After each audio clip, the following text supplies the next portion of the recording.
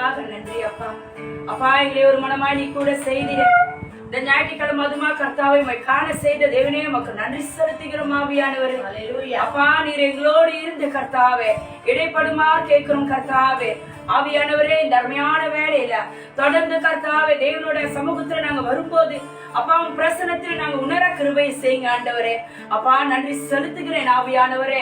தொடர்ந்து நீர் என்னை பலப்படுத்துகிற தேவனா இருக்கிறேன். சோதரம் சோதரம் கர்த்தாவே வந்திருக்கிற ஒவ்வொருவரையும் நீர் ஆசீர்வதியும் கர்த்தாவே. ஓ நன்றி செலுத்துகிறேன் ஆவியானவரே. ஹல்லேலூயா. நன்றி நன்றி கர்த்தாவே. ஓ நன்றி செலுத்துகிறேன் கர்த்தாவே. ஓ ஹல்லேலூயா. சோதரம் சோதரம் சோதரம் கர்த்தாவே.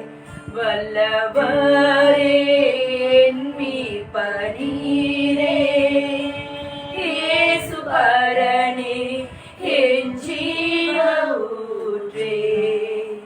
ஒரு குறையில்லா வாழ்வு நான் வாழ குறையற்ற ரத்தம் சிந்தினீரே. ரட்சித்தீரே கிருபையினாலே ரட்சகரே மீட்பரே. ரட்சித்தீரே கிருபையினாலே ரட்சகரே இயேசுவே. அப்பா நன்றி ராஜா நன்றி. உம் அன்பு என்னை தாங்குதே. அப்பா நன்றி ராஜா நன்றி. உம் அன்பு என்னை தேற்றுதே. ஊழியம் கொள்ளாமல் ஊழியம் செய்ய வந்த நேசகுமாரனே. ஊழியம் கொள்ளாமல் ஊழியம் செய்ய வந்த நேசகுமாரனே.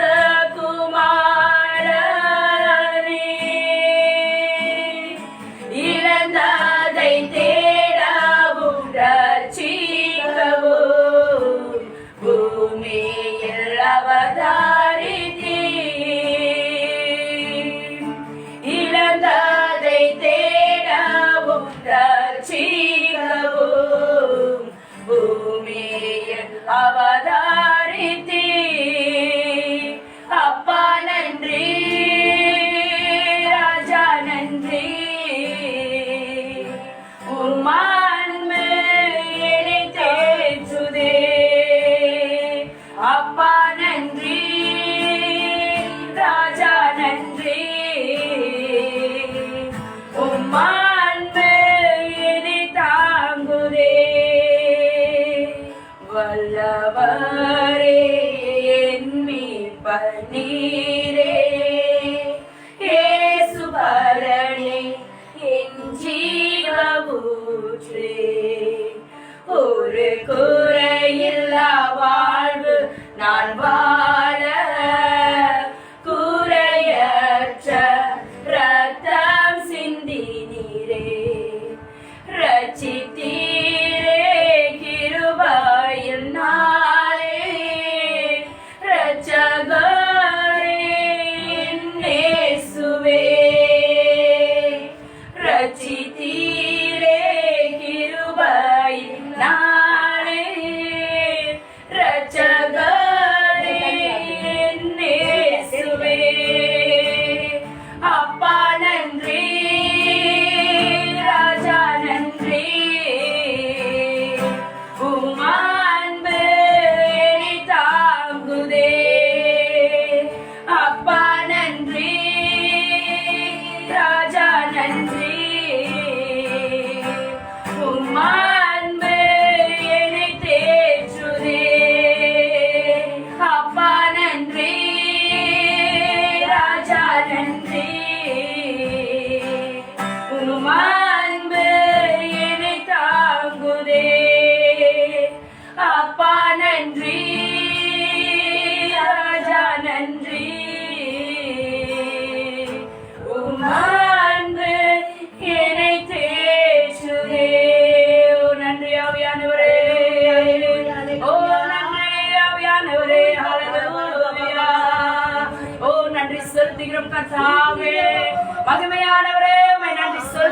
கர்த்தாவே உம்மை ஆராதிக்க வந்திருக்கிறோம் அப்பா.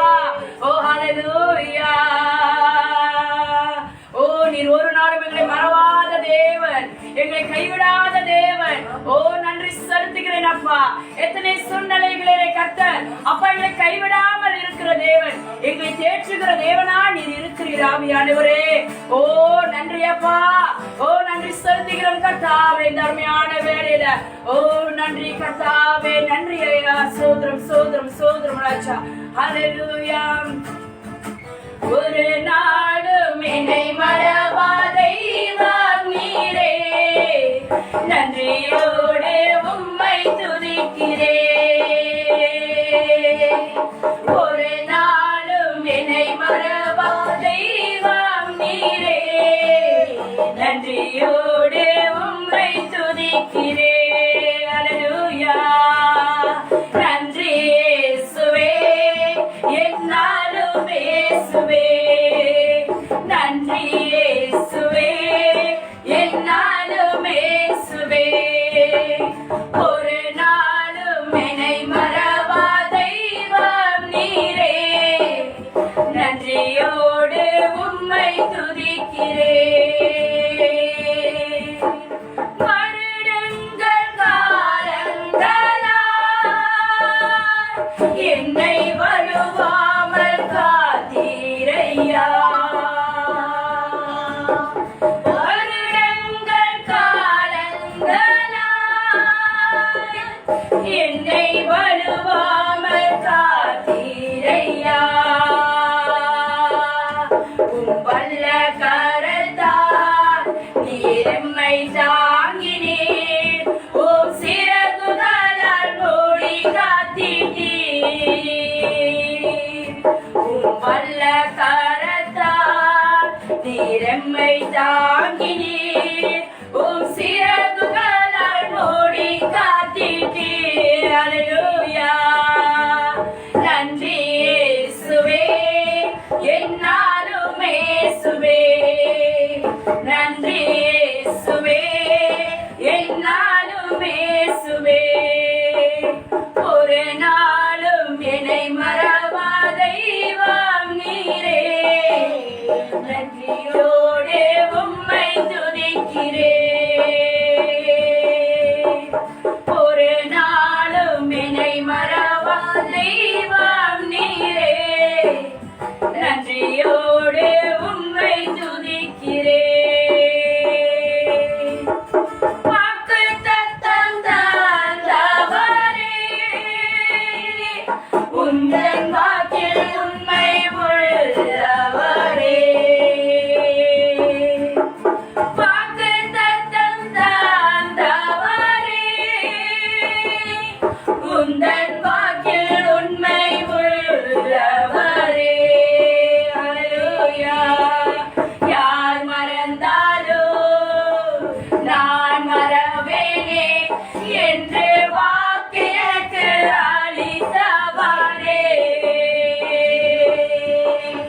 யார் மறந்தாலோ நான் மறவேனே என்று வாக்கு எனக்கு அளித்தவரே. ஹல்லேலூயா. சொல்லுவோம் இந்த வேளையில. நன்றி இயேசுவே, என்னாலும் இயேசுவே. நன்றி இயேசுவே, என்னாலும் இயேசுவே. ஒரு நாளும் என்னை மறவா தெய்வம் நீரே, நன்றியோடு உம்மை துதிக்கிறேன். ஒரு நாளும் என்னை மறவா தெய்வம் நீரே, நன்றியோடு உம்மை துதிக்கிறேன். நன்றி இயேசுவே, என்னாலும் இயேசுவே. நன்றி இயேசுவே, என்னாலும் இயேசுவே. நன்றி இயேசுவே, என்னாலும் இயேசுவே. நன்றி இயேசுவே, என்னாலும் இயேசுவே. சோத்திரம் சோத்திரம் கர்த்தாவே, நன்றி செலுத்துகிறோம் ஆண்டவரே. எத்தனையோ நன்மைகளை எங்க வாழ்க்கையில செய்த தேவனே உமக்கு நன்றி செலுத்துகிறோம் கர்த்தாவே. உம் பிரசன்னத்தை கர்த்தாவே எங்கள் மத்தியில் இருப்பதற்காக நன்றி செலுத்துகிறோம் ஆவியானவரே. அப்பா நீர் அன்பின் தேவன் கர்த்தாவே, மகிமையின் தேவன் கர்த்தாவே, அற்புதத்தின் தேவன் இயேசுவே. ஓ நன்றி அப்பா, ஓ நன்றி செலுத்துகிறேன் ஆவியானவரே. ஹல்லேலூயா ஹல்லேலூயா. சோதரம் கர்த்தாவே, நன்றி நன்றி கர்த்தாவே, நன்றி ஆவியானவரே. ஹல்லேலூயா. உம் பிரசன்னத்தினால் என்னை மூடிக்கொள்ளும், உம் வல்லமையாலே என்னை நிரப்பும். உம் பிரசன்னத்தினால் என்னை மூடிக்கொள்ளும், உம் வல்லமையாலே என்னை நிரப்பும். தூயரே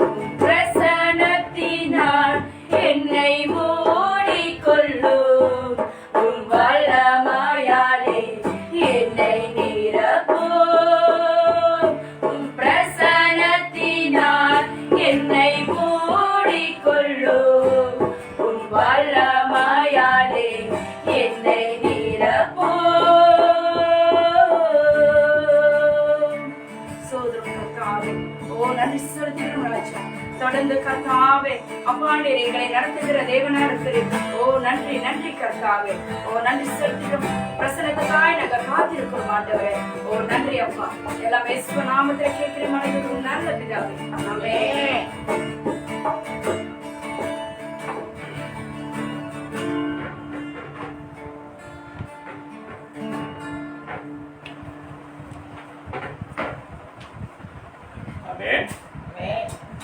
ஸ்தோத்திரம். இந்த கால வேளையில் அந்த வீடியோ மூலிமா உங்களை நான் பார்க்கறதுல ரொம்ப சந்தோஷம். இந்த கால வேளையில் ஞாயிற்றுக்கிழமை ஓய்வு நாள் ஆராதனை. அதான் என்ன செய்வோம், இந்த கால வேளையில் நம்ம தொடர்ந்து நம்ம வேத வசனத்துக்கு நம்ம என்ன செய்வோம், கடந்து செல்வோம். இந்த கால வேளையில் நம்ம வேத புஸ்தகம் மார்க் 14ஆம் அதிகாரம் எடுத்துக்கொள்வோம். மார்க் 14ஆம் அதிகாரம் 66வது வசனத்திலிருந்து 72வது வசனம் வரைக்கும் படிக்க. தேவ தூஷணத்தை கேட்கிறீர்களே, உங்களுக்கு என்னமாய் தோன்றுகிறது என்றான். அதற்கு அவர்கள் எல்லோரும் அவன் மரணத்திற்கு பாத்திரனாய் இருக்கிறான் என்று தீர்மானம் பண்ணினார்கள். அப்பொழுது சிலர் அவன் மேல் துப்பவும் அவருடைய முகத்தை மூடவும். மார்க் 14ஆம் அதிகாரம் 66வது வசனம். 66ல இருந்து 72 வரை. அத்தருணத்திலே பேதுரு கீழே அரண்மனை முற்கையில் பிரதான ஆசாரியனுடைய வேலைக்காரிகளின் ஒருத்தி வந்து குளிர் காய்ந்து கொண்டிருக்கிற பேதுருவை கண்டு அவனை உற்று பார்த்து, நீயும் நசரேயனாகிய இயேசுவோடு இருந்தாய் என்றாள். அதற்கு அவன், நான் அறியேன், நீ சொல்லுகிறது எனக்கு தெரியாது என்று மறுதளித்து வெளியே வாசல் மண்டபத்திற்கு போனான். அப்பொழுது சேவல் கூவிற்று. வேலைக்காரி அவளை மறுபடியும் கண்டு, இவன் அவர்களில் ஒருவன் என்று அருகே நின்றவர்களுக்கு சொன்னாள். அவன் மறுபடியும் மறுதளித்தான். சற்று நேரத்துக்கு பின்பு மறுபடியும் அங்கே நின்றவர்கள் பேதுருவை பார்த்து, மெய்யாகவே நீ அவர்களில் ஒருவன், நீ கலிலேயன், உன் பேச்சு அதற்கு ஒத்து இருக்கிறதே என்றார்கள். அதற்கு அவன், நீங்கள் சொல்லுகிறது மனுஷனை அறியேன் என்று சொல்லி சபிக்கவும் சத்தியம் பண்ணவும் தொடங்கினான். உடனே சேவல் 2ஆம் தரம் கூவிற்று. சேவல் 2ஆம் தரம் கூவுவதற்கு முன்னே, நீ என்னை 3 தரம் மறுதலிப்பாய் என்று இயேசு சொன்னது தனக்கு நினைவுக்கு சொன்ன வார்த்தையை பேதுரு நினைவு கூர்ந்து மிகவும் அழுதான். நல்ல ஆண்டவரே, நல்ல அந்த கால வேலைக்காக நன்றி செலுத்துகிறேன். ஆண்டவரே, நாங்கள் படித்த வசனம் மூலியமாக எங்களோடு நீ பேசுவீராக. இந்த பேதுரு மூலியமாக தியானிக்கிற அந்த காரியங்கள் சத்தியங்கள் எங்கள் இருதயத்துல தகப்பன ஒரு மாற்றத்தை உண்டு பண்ண நீ கிருபை செய்கிறாங்க. எல்லா துதிக்கான மகிமை நமக்கே செலுத்தி ஜெபிக்கிற நல்ல தகப்பன. ஆமென். இந்த கால வேலையில பாத்தீங்கன்னா நம்மளோட பேதுரு வாழ்க்கையில நம்ம என்ன செய்ய போறோம், சில காரியங்களை நம்ம என்ன செய்ய போறோம் பார்க்க போறோம். இந்த பேதுரு பாத்தீங்கன்னா கண்டிப்பா நம்ம வாழ்க்கையில சில பேர் இந்த மாதிரி பார்த்திருப்போம். ஒரு சில பேர் ரொம்ப வேகமா இருப்பாங்க. ஒண்ணு சொன்னா நடி குதிப்பாங்க. பார்த்திருக்கீங்க தானே? எல்லாம் தெரிஞ்ச மாதிரி பேசுவாங்க. ரொம்ப எப்படி இருப்பாங்க, தமிழ் ஒரு வார்த்தை துடுக்குன்னு இருப்பாங்கன்னு சொல்லுவாங்க. எது எடுத்தாலும் அப்படி இருப்பாங்க. அப்ப பேதுருவும் பாத்தீங்கன்னா இந்த மாதிரி ஒரு ஆள் தான். அப்ப பேதுரு ரொம்ப பெருமையா இருந்தான். பெருமையா சொன்னா என்னது, யாரு மறுதளிச்சாலும் ஆண்டவரே நான் என்ன செய்ய மாட்டேன், மறுதளிக்கவே மாட்டேன்னு பேதுரு என்ன சொன்னான். அப்ப ஆண்டவர் என்ன சொன்னார், இயேசு கிறிஸ்துவனை பார்த்து, கோழி கூறுறதுக்கு முன்ன நீ என்ன செய்வ, என்னை 3 தடவை நீ என்ன செய்வ, மறுதளிப்ப. பேதுரு நீங்க பாத்தீங்கன்னா அவன் இயேசு கிறிஸ்து இந்த பூமியில ஊழியத்தை ஆரம்பிச்ச நாட்கள்ல இருந்து அவன் இயேசு கூடயே தான் இருக்கான். இயேசு கிறிஸ்து செய்த அநேக நன்மைகளை அற்புதங்களை அவன் என்ன செஞ்சான், கண்ணால பார்த்தான். இயேசு கிறிஸ்து தண்ணியில அந்த கலிலேய நடந்து வரும்போது கூட பேதுரு என்ன செய்தான், எல்லாத்தையும் பார்த்தான். பேதுரு வந்து இயேசு கிறிஸ்து சொன்ன எல்லா சத்தியத்தையும், ஏன்னா அவர் இயேசு கிறிஸ்து இந்த பூமியில ஊழியம் ஆரம்பிச்ச நாட்கள்ல இருந்து இயேசு கூடயே தான் இருக்கான். அப்ப இயேசு சொன்ன எல்லா காரியமும், இயேசு சொல்லி கொடுத்த எல்லா சத்தியமும் எல்லாமே அவன் கண்ணால பார்த்து அனுபவிச்ச ஒரு மனுஷன். ஆனா அவனோட வாழ்க்கையிலையும் பாத்தீங்கன்னா அவன் என்ன செஞ்சிட்டான், அவன் கடைசி நாட்கள்ல கொஞ்ச நாள் பாத்தீங்கன்னா பின்வாங்கி போக ஆரம்பிச்சான். ஒருவேளை நம்மளுக்கே சத்தியம் யோசிப்போம், இயேசு கூடயே இருந்தான், இயேசு செஞ்ச எல்லா அற்புதத்தையும் அவர் பார்த்தாரு, எல்லாத்தையும் அவன் கண்ணால பார்த்தான். நம்ம கூட பாத்தீங்கன்னா வேதத்துல படிக்கிறோம், ஒருவேளை நம்ம நடந்திருக்குமா அப்படின்னு நம்ம நினைக்கலாம். ஆனா பேதுரு கண்ணால பார்த்தவன். ஆனா அவனே ஒரு கட்டம் வந்தானே எப்படி இருந்தான், தேவனை தூசித்து, நீங்க பாத்தீங்கன்னா வேதத்தை படிச்சீங்கன்னா ஆண்டவரை சபிச்சுட்டு இயேசுவே எனக்கு தெரியாது சொல்லிட்டு போனானா. அப்ப கொஞ்ச நேரம் யோசிச்சு பார்ப்போம், பேதுரு இயேசு கூட இருந்த மனுஷனே அப்படி இருந்தானா, அப்ப நம்மளோட வாழ்க்கையில எப்படி இருக்கும்? இப்ப நம்ம பாத்தீங்கன்னா உலகத்துல பலவிதமான காரியங்கள் நம்மளை குழப்புது. நம்ம தானே ஸ்கூலுக்கு போனா ஸ்கூல்ல என்ன சொல்லி தராங்க, மனுஷன் குரங்குல இருந்து வந்தாங்க. இன்னொரு பக்கம் ஸ்கூல்ல என்ன சொல்றாங்க, மனுஷன் வந்து கடல்ல மீன்ல இருந்து வந்தாங்க. இது யாரு சொல்லி கொடுக்குறது, படிச்ச ஞானவானுங்க. இப்ப முக்கியமா மனுஷன் எப்படி வந்தானா 2 காரியம். மனுஷன் குரங்குல இருந்து வந்தாங்க. இன்னொரு விஞ்ஞானிகள் சயின்டிஸ்ட் என்ன சொல்றாங்க, மனுஷன் வந்து மீன்ல இருந்து வந்தான். கடல் மனுஷன் எப்படி இருந்தானா மீன் வகையா இருந்தானா, அப்புறம் அப்படியே வளர்ந்து வந்து கால்லாம் முளைச்சு கையெல்லாம் முளைச்சு மனுஷனா மாறிட்டான். அப்ப நம்ம பிள்ளைங்களை ஸ்கூலுக்கு அனுப்புறோம், வெளியே போறோம். அப்ப நம்ம காதுல எப்போதும் நல்ல காரியங்கள் நம்ம காதுல விழுவாது. நம்ம பாக்குறது எப்போதும் தீமையான காரியம் தான் பார்ப்போம். ஆமா தானே? ஒரு நாள் என்னோட நண்பர் சொன்னாரு, எங்க பார்த்தாலும் கட்டதா இருக்கு, நான் என்ன செய்ய போறேன், கண்ணை கட்டிக்கிட்டே இனிமே வெளியே போனேன் என்ன செய்ய போறேன், கண்ணை கட்டிக்கிட்டே நடந்த எங்க குழியில் விழுந்தாலும் பரவாயில்ல. ஏன்னா அந்த உலகம் எப்படி இருக்கு, எல்லாம் தீமை. எதை பார்த்தாலும் நான் பரிசுத்தமா வாழணும்னு நினைக்கிறேன், அப்பதான் எனக்கு அசுத்தமான காரியங்கள் என் கண்ணுல தெரியுது. நான் பரிசுத்தமா இருக்கணும் ஜெபிக்கணும்னு நினைக்கிறேன், அப்பதான் அசுத்தமான காரியங்கள் என் காதுல விழுது, அசுத்தமான காரியங்கள் என் கண்ணுல தெரியுது. இப்படி நம்ம சொல்லிக்கிட்டே இருக்கிறோம். அப்ப கொஞ்ச நேரம் நம்ம தியானித்து பார்ப்போம். பேதுருக்கும் பாத்தீங்கன்னா சில அறிகுறிகள் இருந்துச்சு, ஆனா அவங்க என்ன செய்யல, சரியா அவன் கவனிக்கல. நீங்க தேவன் விட்டு தூரம் போறீங்க, நம்ம தேவனோட இல்லைன்னு பாத்தீங்கன்னா சில காரியங்கள் சில குணாதிசயங்கள் நம்ம வாழ்க்கையில இருக்கும். பேதுரோட வாழ்க்கையிலும் பாத்தீங்கன்னா அதெல்லாம் இருந்துச்சு. இந்த காலவேளை அது என்னன்னு நம்ம தியானித்துட்டு அது நம்ம வாழ்க்கையில இருந்துச்சுன்னா நம்ம என்ன செய்வோம், அதெல்லாம் நீக்குவோம். முதலாவது பாத்தீங்கன்னா பேதுரு தேவனை விட்டு தூரம் போறான்னு அறிகுறி என்ன தெரியுமா, பேதுரோட வாழ்க்கையில பெருமை வந்துச்சு. அவன் என்ன சொன்னா, யாரு உங்களை விட்டு போனாலும் பரவாயில்ல ஆண்டவரே, நான் என்ன செய்ய மாட்டேன். எப்ப நானேன்ற வார்த்தை நம்ம இருதயத்துல வருதோ, நம்ம சொல்ல ஆரம்பிக்கிறோமோ, அப்ப பெருமை வந்துருச்சுன்னு அர்த்தம். நான் செஞ்சிருவேன், என்னால முடியாதா, நான் யாரு, நான் சிங்கம் இல்ல, நான் பூனை இல்ல, நான் கரடி இல்ல, இதெல்லாம் நம்ம எப்ப சொல்ல ஆரம்பிக்கிறோமோ பெருமை வந்துருச்சு. கொஞ்ச நேரம் நல்லா நீங்க யோசிச்சு பாத்தீங்கன்னா, நம்மளுக்கு பலனு ஜீவனு சுகத்தை எல்லாத்தையும் கொடுக்கறது யாரு, இயேசு கிறிஸ்து தான். ஆண்டவர் தான் நம்மளுக்கு எல்லாத்தையும் தராரு. ஆனா நம்ம என்ன எப்போதும் என்ன நினைப்போம், நம்மளே பெருமைப்படுத்திக்குவோம்.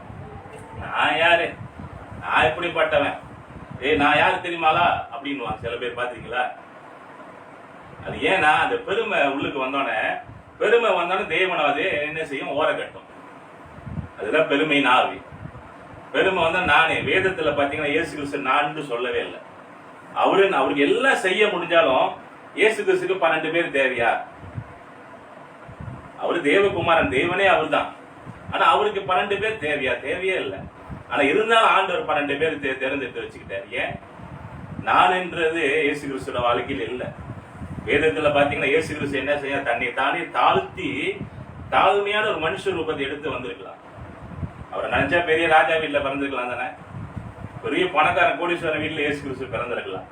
அப்ப இயேசுவோட வாழ்க்கையில பாத்தீங்கன்னா அவர் வாழ்க்கையில பெருமையே இல்லை. நான் அப்படி பாடிட்டேன் பத்தியா, பாஸ்டரோட நான் அழகா பாடிட்டேன் பத்தியா, பாஸ்டரோட நான் அழகா பிரசங்கம் பண்ணிட்டேன் பத்தியா, அந்த சர்ச் லீடரோட நான் அப்படி பண்ணிட்டேன் பத்தியா. அப்படின்னு எப்ப அந்த பெருமை ஆவி வருதோ, வேதம் என்ன சொல்றது, பெருமை வந்தா அழிவும் என்ன செய்யும், கூட வரும். பெருமை வந்துருச்சு எல்லாம். ஆனா ரொம்ப ஜாக்கிரதையா இருக்கணும். இந்த பேதுரோட வாழ்க்கையில பாத்தீங்கன்னா அறிகுறி என்ன தெரியுமா, அவன் தேவனை விட்டு தூரம் போயிட்டான், தேவனை கூட இல்லைன்ட்டு அந்த பெருமை ஆவி அவனுக்குள்ள வந்துச்சு. நானுன்ற சொல்லதை நம்ம நிப்பாட்டிட்டு நம்ம சொல்ல ஆரம்பிக்கணும். நம்ம நல்லா இருக்கணும், நம்ம சேர்ச்சி நல்லா இருக்கணும், நம்ம குடும்பம் நல்லா இருக்கணும், நம்ம பக்கத்து வீட்டுக்காரங்க நல்லா இருக்கணும், நம்ம இருக்கிற பிளாட் நல்லா இருக்கணும், நம்ம இருக்கிற பட்டணம் நல்லா இருக்கணும். ஒரு கிறிஸ்தவங்களோட இருதயம், கிறிஸ்தவங்களோட சிந்தனை எப்போதும் இப்படிதான் இருக்கும். நான்ன்றதை நீங்க நினைக்கவே கூடாது. நானுன்னு எப்ப நினைக்கிறீங்க? வேதம் என்ன சொல்லுது, 2 இருந்தா 1 குடு. நாண்டவர் என்ன சொன்னது, 2 இருந்தா 1 குடு. சின்ன சின்ன காரியங்கள் தான் கொடுத்துருவோம். 1000 2000 ஜாமா 2 இருந்துச்சுன்னா கொடுப்போமா எல்லாத்துக்கும்? ஐபோன் 2 இருக்கு கொடுப்போமா? ஒரு ஐபோன் ஃப்ரீயா? இது எவ்வளவு, 2000 10,000 நான் அப்படி கொடுப்பேன். முதல் காரியம் பேதுரோட வாழ்க்கையில் பாத்தீங்கன்னா இந்த பெருமை இருந்துச்சு. நல்லா புரிஞ்சுங்க. பெருமை வந்துச்சுன்னா அழிவும் ஒரு நாள் பின்னால கூட வந்துகிட்டே இருக்கும். அதாவது ரொம்ப ஜாக்கிரதையா. நம்ம வாழ்க்கையில பெருமை இருக்கா? திருப்பியும் சொல்றேன், நம்ம பெருமை பாராட்டுறது நம்ம கிட்ட ஒண்ணுமே இல்லை. நம்மளுக்கு கொடுத்த பலனை கொடுக்கிறவர், சுகத்தை கொடுக்கிறவர், ஞானத்தை கொடுக்கிறவர் எல்லாம் இயேசு கிறிஸ்து தான் நம்மளுக்கு கொடுக்கிறார்.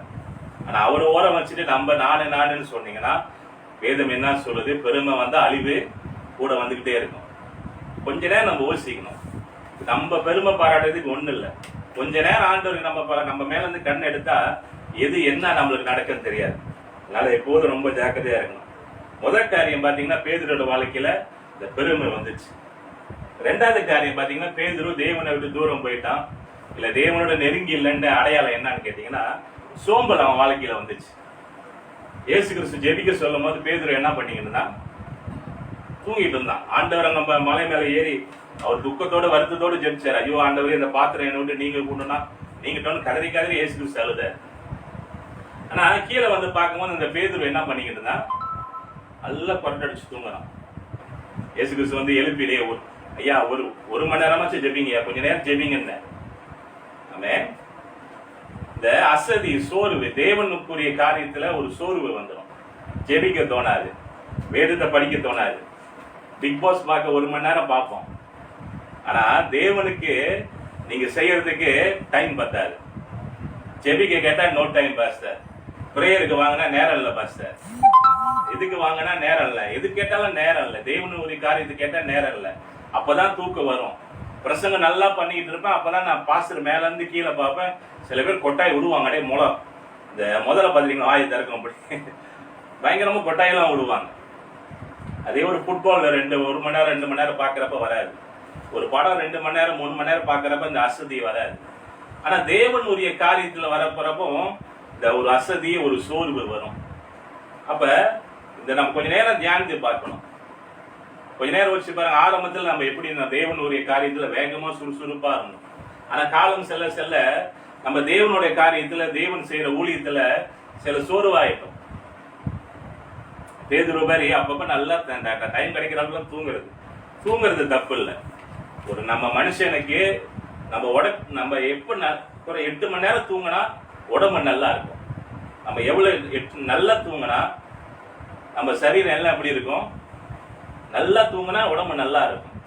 நம்ம தூங்குற நேரம் தான் உடம்பு என்ன செய்யும், தன் எங்கெங்க வலி இருக்கோ அதெல்லாம் தன்னாலே அது என்ன செய்யும், சரிப்படுத்தும். பிரஷர் எல்லாம் இறக்கும். நம்ம பாடியை ஒரு எப்படி சொல்லலாம், ஒரு சமமான நிலைமையில அது தூங்குறப்பதான் அது செய்யும். அதனாலதான் தேவன் தூக்கன்றதை நம்ம வாழ்க்கையில கொடுத்தார். நம்ம தூங்கும் போதே உடம்புல உள்ள அசதிகள், கால் வலி இதெல்லாம் என்ன செய்யும், தன்னாலே என்ன செய்யும், அது சரிப்படுத்தும். அப்ப தூக்கம் தேவை, ஓய்வு தேவை, எல்லாம் தேவை. ஆனா தேவன் உரிய காரியத்துல, தேவனுக்கு ஊழியத்தை செய்யற காரியத்துல இந்த சோர்வு வந்துடவே கூடாது. இயேசு கிறிஸ்துவோட தான் இருந்தா ஆண்டவர் என்ன சொன்னாரு, கொஞ்சம் ஜெபிங்கன்னாரு.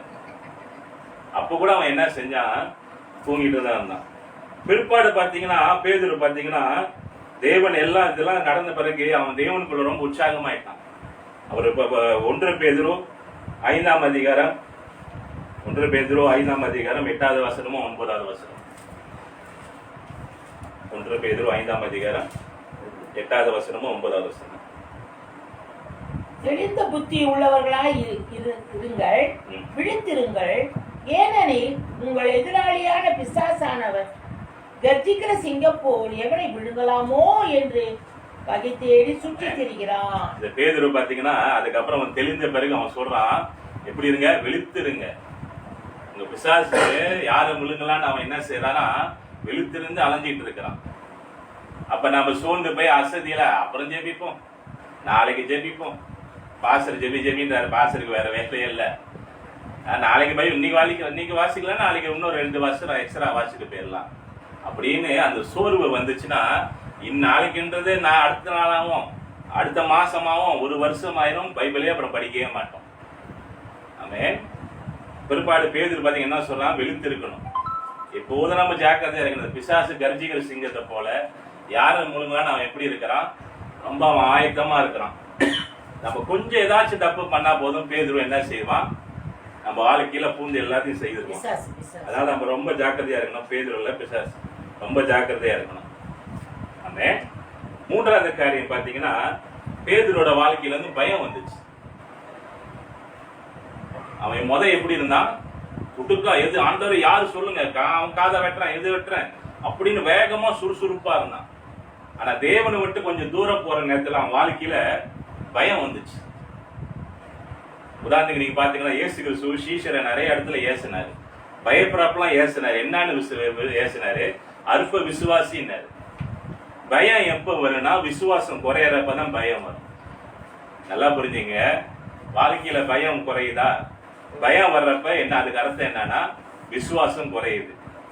நீங்க தேவனுக்குள்ள விசுவாசமா அதிகமா விசுவாசமா இருக்கிறப்ப என்ன கவலை வந்தாலும் எது நடந்தாலும் நம்ம என்ன செய்வோம், அதிகமா ஜெபிக்க ஆரம்பிப்போம். ஆண்டவரே நீங்க செய்வீங்க அந்த மாதிரி தோணும். ஆனா பயம் வர்றப்பதான் என்ன செய்யும், அந்த விசுவாசம் இல்லாத நேரத்துல தான் அந்த பயம் வரும். பேதுரோட வாழ்க்கையில அப்படிதான். ஆரம்பத்துல அவன் எப்படி இருந்தான், பயங்கரமா வேகமா இருந்தான். ஆனா தேவனை விட்டு கொஞ்சம் பின்னால தூரம் வந்தான். அவன் வாழ்க்கையில என்ன வந்துச்சு, பயம் வந்துச்சு. அவன் என்ன செஞ்சுட்டான், ஓடி போய் ஒளிஞ்சு பதுங்கிட்டு பயந்துகிட்டு இருந்தான். எங்கடா இயேசு கிறிஸ்துவ தூக்கி சிலுவையில் அரைஞ்சிட்டாங்க, நம்மளையும் என்ன செய்ய போறாங்க, அடுத்தது தூக்கி போட்டுருவாங்களோ கொன்றுவாங்களோ அப்படின்னு அவருக்கு பயம் வந்துருச்சு. அப்ப நம்ம வாழ்க்கையில நல்லா யோசிச்சு பாருங்க, நம்ம எப்ப நமக்கு விசுவாசம் குறையுதோ அப்பதான் பயம் வரும், அப்பதான் கண்ணீர் வரும். விசுவாசம் இருந்துச்சுன்னா நம்ம அதிகமா ஜெபிப்போம். ஆண்டவர் செஞ்சிருவாரு, கவலை வேணாம், இயேசு செஞ்சிருவாரு, நான் இயேசுவோட பிள்ளை, ராஜாவோட பிள்ளை அப்படின்னு அந்த விசுவாசம் இருக்கிறப்ப நம்ம கண்ணுல கண்ணீர் வராது, பயம் வராது. அன்னைக்கு ஒரு நாள் ஒரு அம்மா கேட்டாங்க, பசங்க நீங்க சிரிச்சுக்கிட்டே இருக்கீங்களா, பசங்க உங்களுக்கு கவலையே இல்லையா? நான் சொன்னேன், வாங்க என் பின்னால வாங்க, வண்டி வண்டியா கிலோ கணக்கு டன் கணக்கில் இருக்கு, வந்து காட்டுறேன். எப்போதும் சிரிச்சுக்கிட்டே இருக்கீங்களா பாச? பயம் இருக்கு, கவலை இருக்கு, வருத்தம் இருக்குதான். ஆனா இன்னொரு பக்கம் என் ஆண்டவர் யாருன்னு எனக்கு தெரியும். இப்ப இல்லைன்னா நாளைக்கு தீர்த்துருவார், நாளைக்கு இல்லையா ஒரு வருஷம் கழிச்சு பிரச்சனையை தீர்த்துருவார்.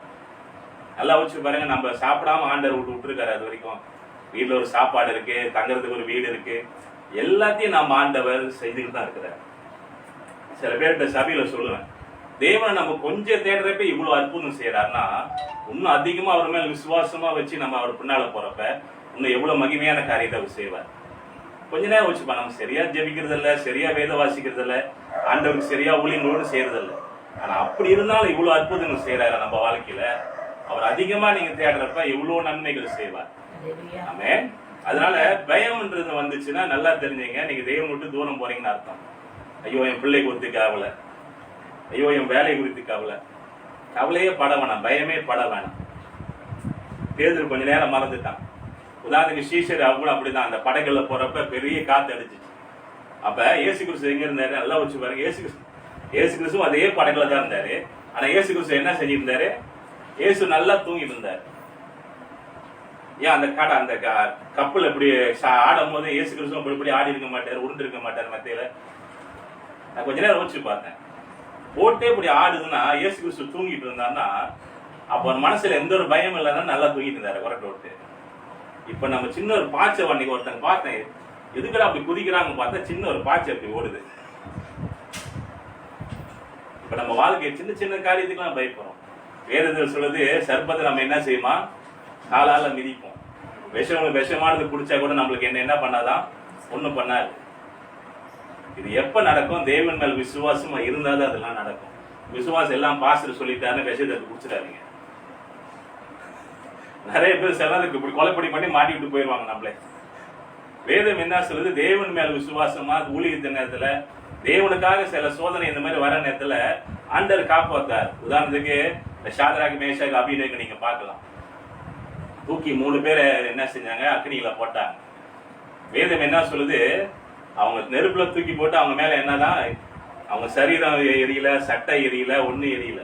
இப்ப நம்ம கிச்சன்ல போய் அடுப்பு ஆன் பண்ணி கொஞ்சம் கை எப்படி வச்சாலும் எப்படி இருக்கு, அனல் அடிக்குது. அந்த கஷ்டத்துல, நீங்க கஷ்டத்தின் நேரத்துல நீங்க தேவனோட விசுவாசமா இருந்தாதான் தேவனோட அன்பை நீங்க பார்க்க முடியும். ஐயோ போச்சே போச்சே போச்சேன்னா உண்மையா ஒரு நாள் போயிடும். நம்ம செய்யற தப்பு நேரத்துலமா எப்ப பார்த்தா போச்சு ஆண்டவரே, போச்சு ஆண்டவரே, ஆண்டவரே போச்சு ஆண்டவரே, அந்த மாதிரி ஜெபத்தை விட்டுட்டு நீங்க செய்வீங்க. ஆண்டவரே அப்பா பரவாயில்ல, என் பிள்ளைங்க அப்படி இருக்கா பரவாயில்ல, இன்னைக்கு இல்லாட்டி நாளைக்கு நீங்க மாத்துவீங்க, இல்ல அடுத்த வருஷம் நீங்க மாத்துவீங்க. நான் ஜெபிச்சுக்கிட்டே இருப்பேன், யார் என்ன சொன்னா ஜெபிப்பேன். நான் பல வாட்டி ஒரு காரியத்தை சொன்னேன். எங்க சேர்ச்சில் ஒரு அம்மா வந்தாங்க, பாஸ்டர் என் புருஷனை அடிக்கிறாரு. அப்ப நான் வந்து ஒரே ஒன்று சொல்லுவேன், ஜெபிங்கம்மா. திருப்பி 2-3 வாரம் ஆச்சு, திருப்பி வரும், பாஸ்டர் என் புருஷன் அடிக்கிறாரு பாஸ்டர், ஜெபிங்கம்மா ஆண்டவரை மாத்துவார். இப்படியே ஒரு 4-5 வாட்டி கேட்டாங்க. 4-5 வாட்டி இதே பதில் தான் கொடுத்தேன். 6வது வாட்டி வந்தாங்க, பாஸ்டர் எது கேட்டாலும் ஜெபிங்க ஜெபிங்கன்றீங்க. அப்ப நான் கேட்டேன், என்னம்மா நான் ஒன்னும் புருஷன் வீட்டுல பூந்து அடிக்கவா முடியும், நீ ஜெபிச்சேன்னா ஆண்டவர் கண்டிப்பா என்ன செய்வார், மாத்திருப்பார். அந்த விசுவாசத்தோட ஜெபிக்கு நீ இன்னைக்கு இல்லாட்டி நாளைக்கு நடக்கும். அந்த விசுவாசம் இருக்கணும். அவன் இன்னைக்கு செய்யலையா, ஐயோ முடிஞ்சேன்னு அழுவாதீங்க, நாளைக்கு செய்வார். நாளைக்கு நடக்கலையா அடுத்த மாசம் செய்வார், இல்லையா 4-5 வருஷம் 10 வருஷம் கழிச்சு கூட செய்வார். அது வரைக்கும் நம்ம காத்துதான் இருக்கணும். அந்த விசுவாசம் வேணும், என் ஆண்டவர் செய்வார். என் வாழ்க்கையில அதான் சொல்லுவேன், சில நாள் ஆண்டவரோட சண்டை போடுவேன், ஆண்டவரே நீ தானே என்னை ஊழியத்துக்கு கூப்பிட்ட, இல்ல ஏன் எனக்கு இந்த பிரச்சனை, தேவையில்லாம எங்கேயோ நான் போயிருப்பேன், ஏன்னா நீ ஊழியத்துக்கு கொண்டு வந்தது யாரு, நீ தான் கொண்டு வந்து என்ன சேர்த்த, தேவையில்லாம என்ன பிரச்சனையா, சில பிரச்சனை வரல அப்படிதான் ஜெபிப்பான். நான் உடனே ஆண்டவர் என்ன செய்வார், அதுக்கு ஒரு தீர்வை கொடுத்துருவார். ஆண்டவர்கிட்டே சண்டையை போடுவேன். எங்கேயோ நான் பாட்டுக்கு எங்கேயோ ஒரு வேலை எடுத்துட்டு எங்கேயாச்சும் நான் இருந்திருப்பேன். தேவையெல்லாம் ஊழியர்ந்து கொண்டு வந்து என்னை மாட்டி விட்டு சிக்க வச்சுட்டே ஆண்டவரே சண்டை சண்டை போடணும் ஆண்டவரை ஏன்டவரே கேட்பேன். ஏன்னா எங்க அப்பா கிட்ட நான் அப்படிதான் கேட்பேன். அந்த உறவு வந்தா அப்படிதான் நம்ம இருக்கும். நல்ல விசுவாசமா இருங்க. பேதுரு பாத்தீங்கன்னா தேவனை விட்டு தூரம் போறப்ப பயம் வந்துச்சு. சீசர் அநேக வாட்டி இயேசு கிறிஸ்து ஏசுனாரு. ஏன்னு கேட்டீங்கன்னா அவங்க பயப்படுற நேரத்தில் ஆண்டவர் என்னன்னு சொல்லி ஏசுனாரு, அற்ப விசுவாசி உன் விசுவாசம் எங்கன்னா ஆண்டவர் ஏசுனாரு. அப்ப பயம் வந்துச்சுன்னா அதுக்கு அர்த்தம் என்னது, விசுவாசம் குறையுது, விசுவாசமே போச்சுன்னு அர்த்தம். அதெல்லாம் ரொம்ப ஜாக்கிரதையா இருக்கணும். விசுவாசம் நம்ம வாழ்க்கையில இருக்கணும். நாலாவது காரியம் பாத்தீங்கன்னா பேதுரோட வாழ்க்கையில உலக ஆசைகள் அவனுக்கு ரொம்ப வந்துருச்சு. கடைசி நேரத்துல இயேசு கிறிஸ்துவ சிலுவையில் அரைஞ்சிட்டாங்க. இந்த வசனம் பாத்தீங்கன்னா பேதுரு என்ன செஞ்சானா, ஒரு நெருப்பு பக்கத்துல போய் சூடா ஜில்லு குளிரா இருக்குன்னு இவர் ஹாயாக்கு என்ன செஞ்சிட்டாரா, ஒளிஞ்சு எல்லாம் பாத்துக்கிட்டு இருக்காரு. இந்த வேதத்தை வாசிக்க பண்ண மார்க் 14ஆம் அதிகாரம் 54வது வசனம். மார்க் 14ஆம் அதிகாரம் 54வது வசனம்.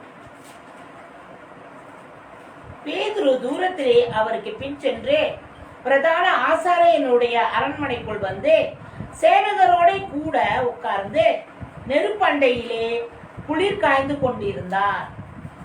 இயேசு கிறிஸ்து சிலுவையில் அரைக்கிறாங்க, எல்லாம் நடக்க போகுது. ஆனா இவர் பேதுரு என்ன செஞ்சாரு, குளிர் சூடா இருக்க ஆயா அங்க உட்காந்துட்டு போனேன், குளிர் காஞ்சிக்கிட்டு இருக்கிறான். குளிரா இருக்க நெருப்பு பக்கத்துல ஆயா உட்காந்துட்டு இருக்காரு.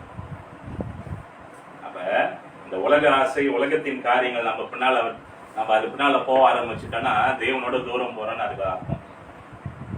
உலகத்தின் ஆசை, உலகத்தில் உள்ள சில காரியங்கள் நம்மளுக்கு தேவை. ஒரு நல்ல ஒரு காடி வேணும் நம்மளுக்கு. நல்ல ஒரு காடி இருந்தா தான் நம்ம என்ன செய்யலாம், எங்கேயாச்சும் போகலாம். நல்ல ஒரு வீடு வேணும், அப்பதான் வீட்டுல நல்லா நம்ம இருக்கலாம். இதெல்லாம் நம்மளுக்கு தேவை. ஆனா அதிகமா நம்ம உலகத்தின் பின்னால் நம்ம என்ன செய்யக்கூடாது, போகக்கூடாது. இப்ப போனுக்குன்னு நிறைய பேர் கடன், போன் மேல போன் இப்ப வந்துருச்சா, அப்ப வாங்கிடுவோம். அதுக்குள்ள பார்த்தா அடுத்தது புது மாடல் வந்துடும். இதுக்காக கடன் வாங்கி அங்க பிஞ்சா வாங்கி இங்க வாங்கி இன்னொன்று வாங்குவோம். இது வாங்கி கையில வச்சா அடுத்தது இன்னொரு புது மாடல் வந்துடும். இதோட நல்லது பெட்டர்ன்னுவான், அது வாங்க ஆசைப்படும். போதுன்ற மனப்பான்மை, இயேசு கிறிஸ்து போதுன்ற மனப்பான்மை கொடுக்கணும். இருக்கிறத வச்சு நம்ம வாழ ஆரம்பிக்கணும். உலகத்தின் பின்னால போறீங்க. வேதம் என்ன சொல்லு, உலகத்தின் பின்னால போனா உலகத்தின் ஆசை ஒரு நாள நம்மளுக்கு என்னதை தராது, நிம்மதியை தராது. இயேசு கிறிஸ்து ஒருத்தனால தான் என்ன செய்ய முடியும், அந்த நிம்மதியை தர முடியும்.